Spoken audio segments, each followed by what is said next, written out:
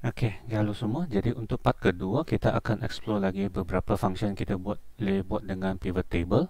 Dan sebenarnya di sini hanya satu langkah tambahan, iaitu kita akan gunakan Excel table lah sebelum kita jadikan dia pivot table. Jadi sebenarnya keperluan adalah sama dengan seperti sebelum ini, hanya download file yang kedua ini. Jadi file ini sebenarnya data di sini adalah sama, hanya ada data tambahan di sini. Okey. Jadi kita tengok di sini kita akan cuba selesaikan lebih banyak masalah. So contohnya kita sudah buat yang pivot table tadi.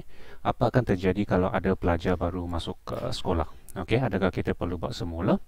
Okey, kemudian mungkin juga selain daripada kita mau tahu bilangan, mungkin kita mau tahu siapakah pelajar tersebut, apapun senarai pelajar tersebut lah kan. Katakan kita filter, kita nampak okey ada 20 orang, kita mau tahu siapa 20 orang itulah. Okey, dan ketiga, bolehkah tunjukkan dalam bentuk graf yang interaktif? Okey, dalam kolom kita boleh nampak angka lah, tapi mungkin ada graf kita boleh nampak pattern dia sedikit. Dan selepas itu bolehkah kita senangkan untuk pengguna, terutamanya masa dia filter lah.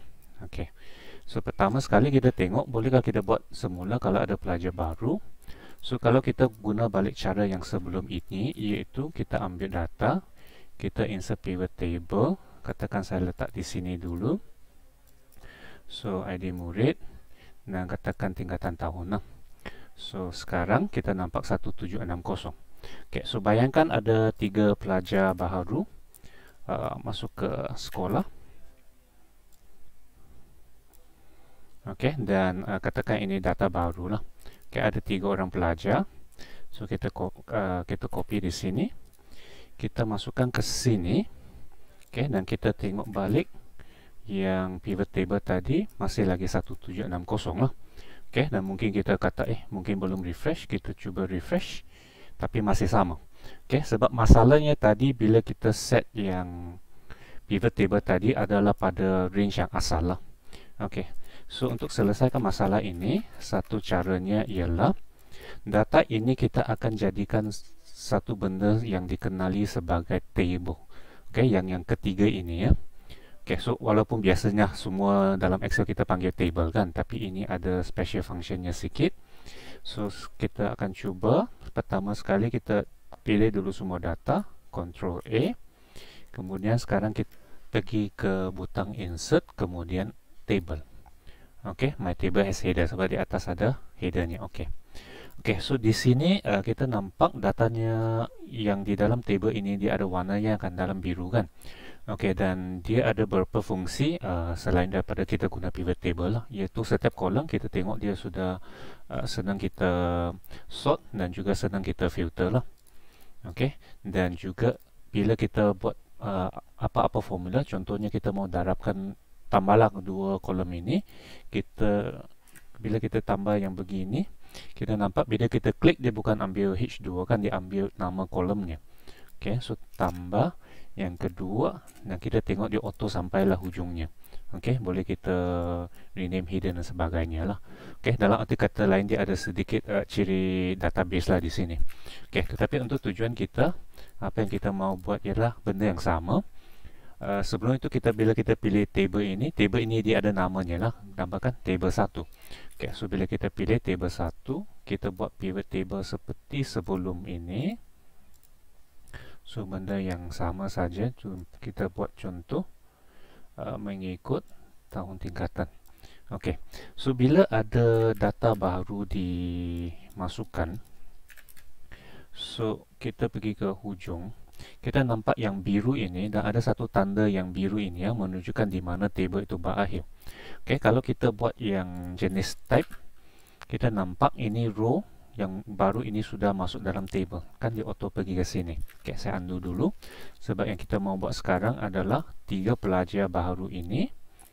Kita tengok tadi 1760 kan. Okay, so kalau saya paste di sini dan kita nampak dia auto biru, maksudnya table ini sekarang sudah termasuk 3 pelajar ini.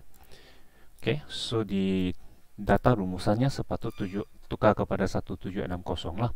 So di sini kita perlu refresh, sama ada kita klik refresh ataupun kita tunjuk balik yang rasa di data di refresh all di sini. Okey, jadi kita nampak sini adalah 1763. Begitu juga kalau kita delete data contohnya, ataupun kita edit data. So katakan yang 3 row ini sekarang sudah di-delete. So kita boleh delete daripada table row. So kita tengok balik sekarang. Refresh, dia jadi balik 1760. So maksudnya di sini kita selesai masalah yang pertama. Jadi sebab katakan kita sudah buat ini kan, kita tidak mau buat semula, kita hanya update data, lepas tu kita refresh, jadi data ini akan update secara automatik. Yang kedua, selain daripada bilangan, mungkin kita berminat tahu siapakah pelajar tersebut. Hanya di sini mungkin terlalu ramai, mungkin kita masukkan lagi contohnya agama mengikut kelas.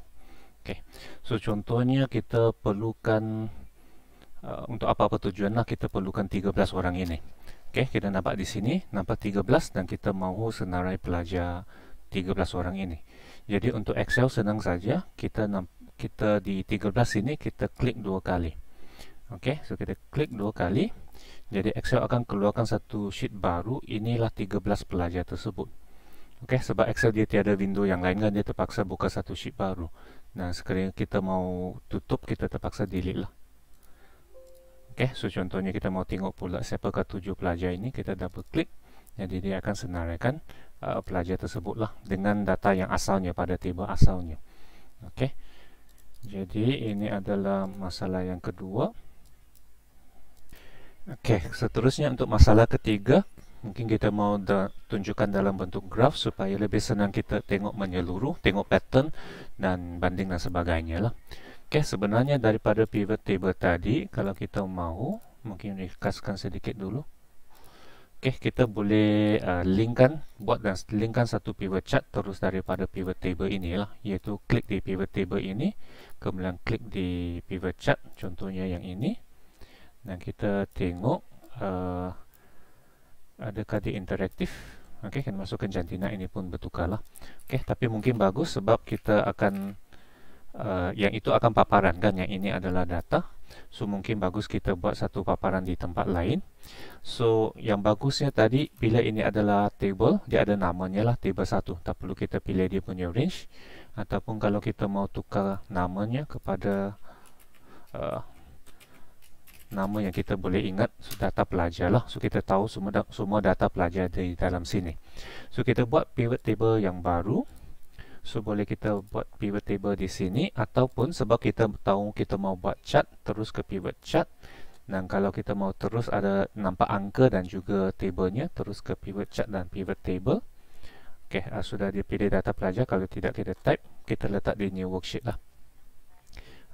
Supaya mungkin nanti yang ini kalau cikgu mau boleh hide lah kan. So inilah paparan yang untuk pengguna. Jadi mungkin kita boleh cuba bina bilangan pelajar mengikut tingkatan tahun akan begini. Kalau yang ini jadi dia punya apa kan, dia punya legend. Ataupun kalau bukan by jantina, mungkin by kaum, dan sebagainya lah. Dan rasanya kalau kita filter, contohnya kita filter di sini, kita hanya mau tengok tingkatan 4 dan 5. Grafnya juga akan bertukar lah. Ataupun kita boleh filter dari graf sini. Kita mau tunjukkan balik semua begini. Ataupun katakan graf ini tidak sesuai, contohnya katakan kita mau tukar bentuk grafnya, kita boleh saya rasa kena right click, ini change data source bukan, right click pada sini dan change chart type, contohnya katakan mau tukar ke belajar tapai lah. Kemudian mungkin kita boleh perbaiki lagi supaya dia lebih senang guna. Contohnya mungkin kita boleh kira ikut kaum, tetapi kita filter ikut tingkatan, contohnya lah kan.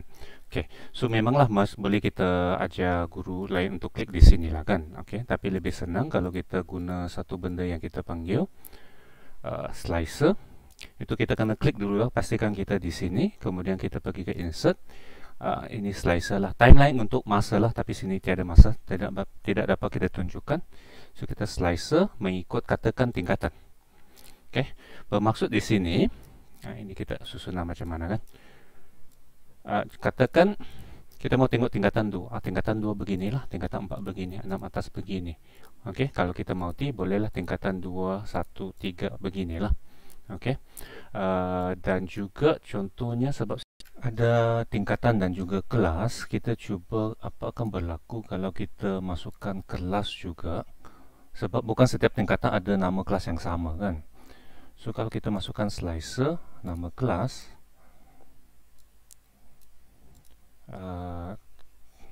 jadi tingkatan 2 contohnya tiada kelas ORCID kan, dan tingkatan 6 atas yang ini tidak adalah. Yang ini boleh disetting lah kalau kita mau set di slicer.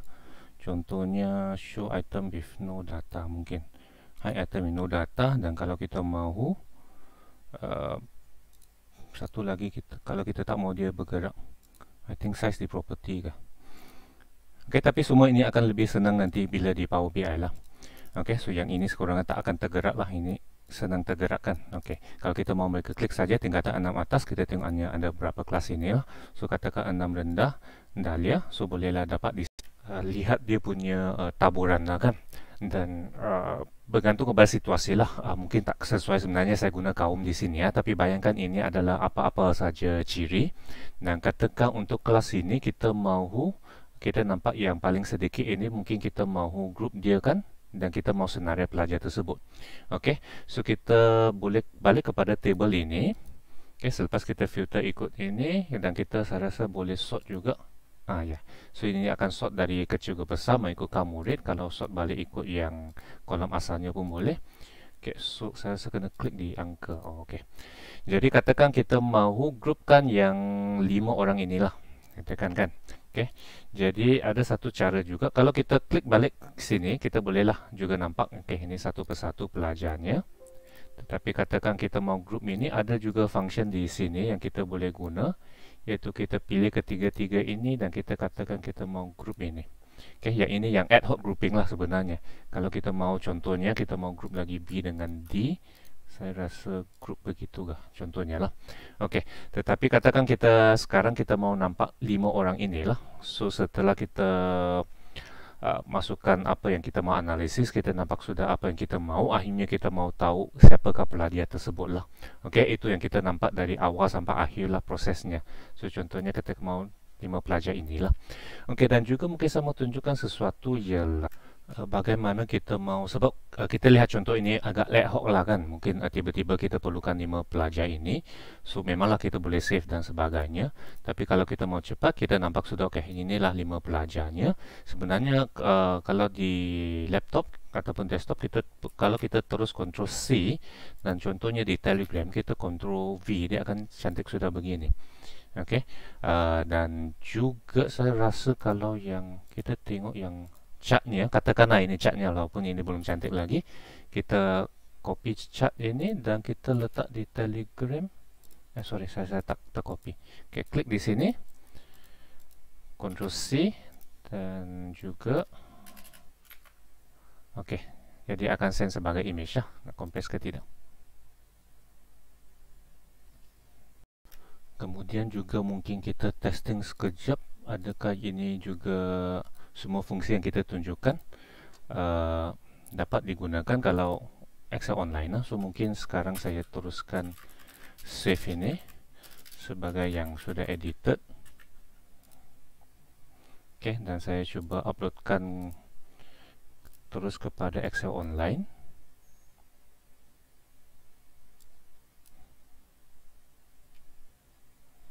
Okey, dan tengok adakah fungsinya.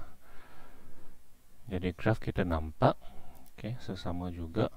So katakan kita mau 23 orang ini.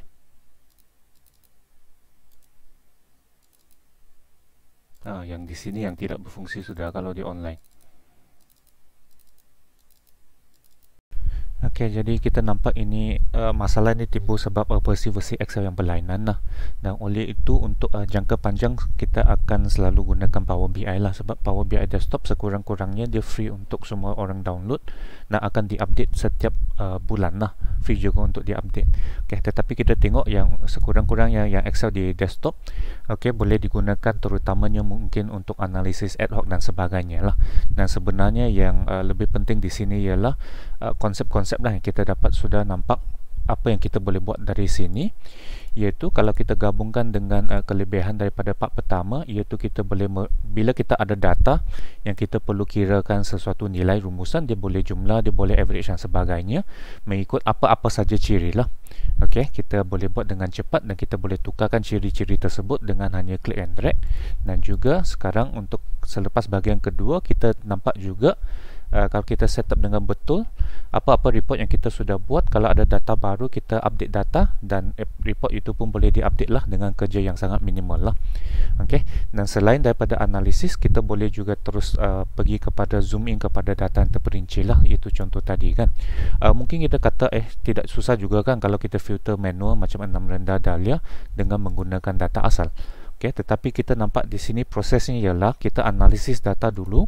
Daripada pattern data mungkin barulah kita pilih sekumpulan pelajar dan barulah kita zoom in kepada pelajar tersebut. Okay, so dia ada beza, dia bukan kita terus filter daripada data kan, kita punya proses analisis dulu. Okay, so dan ketiga, kita bolehlah guna apa-apa visual yang sesuai lah dalam Excel dan sebagainya untuk mewakili data tersebut. Okey, jadi untuk latihan 2 ada 3 part.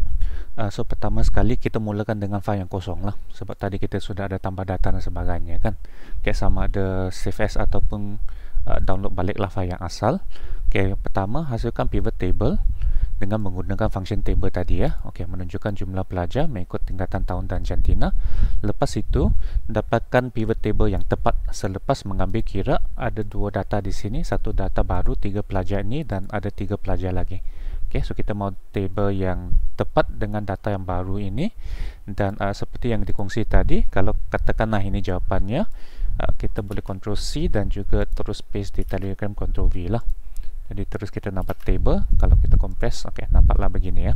So kita boleh semak. Okey, yang kedua hasilkan satu dashboard ringkas lah, iaitu seperti yang begini. Jadi ini terpulang kepada creativity masing-masing dengan apa yang rasanya diperlukan. So saya rasa yang ini sama ada kita, kalau kita mau keseluruhan, sama ada kita print screen, tekan print screen di keyboard, paste di Telegram pun boleh, ataupun kalau kita Windows print screen, dia akan masuk ke dalam folder picture kan, kita akan nampak screenshot itu. Okey, ataupun kalau kita cuba, saya rasanya select di Excel, Ctrl C, dan di Telegram paste, saya rasa pun boleh. Mungkin kita jangan compress lah supaya nampak. Okey, so itu part kedua. Yang part ketiga ialah, okey, yang ini hanya untuk cara kita filter lah. Okey, dapatkan senarai nama pelajar mengikut syarat berikut. So dia ada 3 langkahnya. Jadi ikut langkah-langkah ini, semak data itu betul ke tidak, dan akhirnya hanya pastekan senarai nama pelajar tersebut ke dalam Telegram lah. So contohnya kalau ikut tadi adalah berapa pelajar ini, so kita paste saja ke dalam Telegram sebagai jawapan. Kalau kita copy daripada online, ini memang tidak nampak formatnya. So ambil yang di desktop Telegram, so cantik sikit lah. Okey, kalau kita tak mau dia punya format, kita mau teksnya macam kita cancel, dia akan tukar kepada teksnya kalau beginilah. Okey.